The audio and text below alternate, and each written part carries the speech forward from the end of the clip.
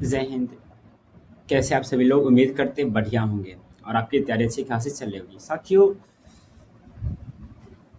जो भी student CBT 2 की तैयारी कर रहे हैं, उनके माइंड में एक प्रश्न आ रहा है कि आखिरकार ट्रेड में लोग फेल कैसे होते हैं, और उन्हें ये बहुत ही ज़्यादा टेंशन दे रही है।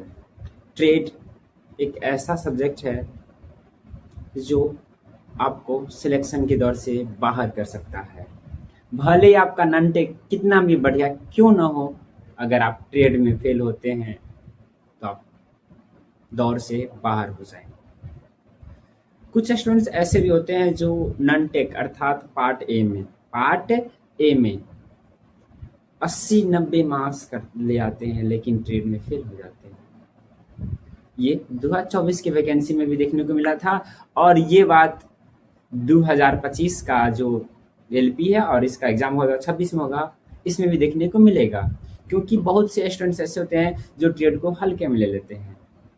आपको ट्रेड को हल्के में लेना नहीं है, क्योंकि ट्रेड ऐसी सब्जेक्ट है जो बोले तो एक बार आपको सिलेक्शन से बहुत दूर ले जाएगा।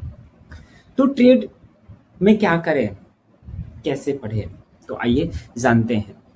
तो सबसे पहले जानेंगे कि लोग ट्रेड में फेल कैसे होते हैं।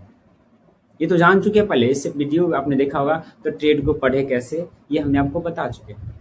लेकिन अब ये बतलाते हैं कि गलती लोग क्या करते हैं ट्रेड में। पढ़ते तो सभी है, लेकिन गलती क्या करते हैं ये आज जानेंगे। ठीक है, चलिए तो शुरू करते हैं हम आज के वीडियो को।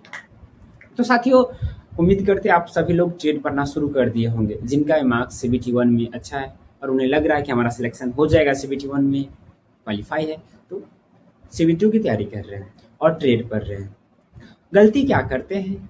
ट्रेड पढ़ रहे हैं, थ्योरी पढ़ रहे हैं, उसका क्वेश्चंस नहीं लगा रहे हैं, केवल पढ़ते जा रहे हैं, नोट्स बनाते जा रहे हैं। ये गलती कर रहे हैं। तो देखिए, सबसे पहले आप ट्रेड को पढ़िए। जो टॉपिक्स आपने पढ़ा उस टॉपिक से देखिए प्रश्न है, वो प्रश्न आपसे बनता है कि नहीं बनता है, वो एक बार चेक कर लीजिए। अगर आपसे बन रहा है तो आगे बढ़िए। टॉपिक वाइज जैसे ही एक चैप्टर आपका खत्म हुआ, ठीक है, उसके जस्ट बाद उस चैप्टर का क्वेश्चंस लगाइए, पीवाईक्यू लगाइए। चैप्टर वाइज आपको मिल जाएगा ट्रेड का, तो आप पीवाईक्यू लगा लीजिए। बहुत ही ज्यादा जरूरी है पीवाईक्यू लगाना। ठीक है, अब आगे क्या करें? जैसे आपने कुछ चैप्टर समाप्त कर लिया, पढ़ लिया, उसका क्वेश्चंस भी लगा लिया, तो आपका देखेंगे सिलेबस, जैसे आपको लग रहा है कि 60 से 70% खत्म हो गया, तो उसका मॉक लगाइए। मॉक, और मॉक जो है न्यू वाला भी होना चाहिए, और साथ ही साथ पीवाईक्यू भी हो तो भी और बेटर रहेगा। ठीक है, इसलिए पढ़िए और मॉक लगाइए, पढ़िए मॉक लगाइए। मॉक लगाना बहुत ही ज़्यादा ज़रूरी है। ठीक है, और क्वेश्चंस क्या बताया आपको कि आपको टॉपिक वाइज प्लस में चैप्टर वाइज भी लगाना है। जैसे आपका कुछ हद तक सिलेबस खत्म हो जाता है तो आपको मिक्स भी लगाना है, यानी कि सभी चैप्टर से मिक्स क्वेश्चंस भी लगाना है।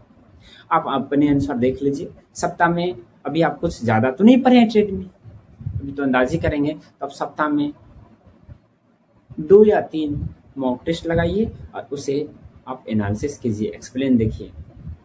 मॉक टेस्ट का सबसे गलती यही करते हैं कि एनालिसिस उसका नहीं देखते हैं, यानी कि मॉक दिए, अगर मान लीजिए क्वेश्चन मान लीजिए कि 40 प्रश्न सही हुआ, ठीक है, 10 प्रश्न गलत हो गया, तो स्टूडेंट्स क्या करते हैं, उसी 10 प्रश्न का जो गलत है उसी का एक्सप्लेन देख लेते हैं। नहीं, जैसे आप जो सही हो उसका देखिएगा ना, तो उसके नीचे उसके बारे में और बताया गया, यानी कि उससे संबंधित जो भी प्रश्न बन सकते हैं उसके बारे में हर एक प्लेटफॉर्म दिया रहता है। तो अगर आपका जो प्रश्न सही हो रहा है उसका भी एक्सप्लेनेशन अगर आप देख रहे हैं तो और बेटर है।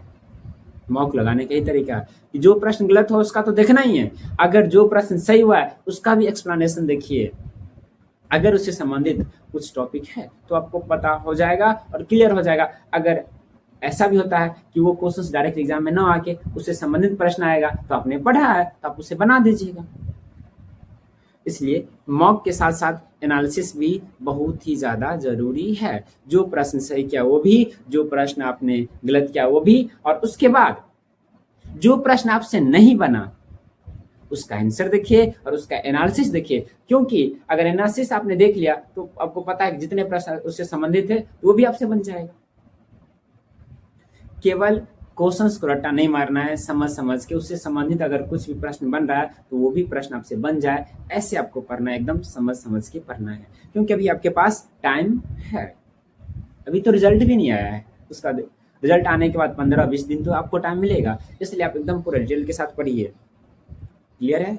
चलिए, तो अगर कोई डाउट हो तो आप उस कमेंट करके बता दीजिए।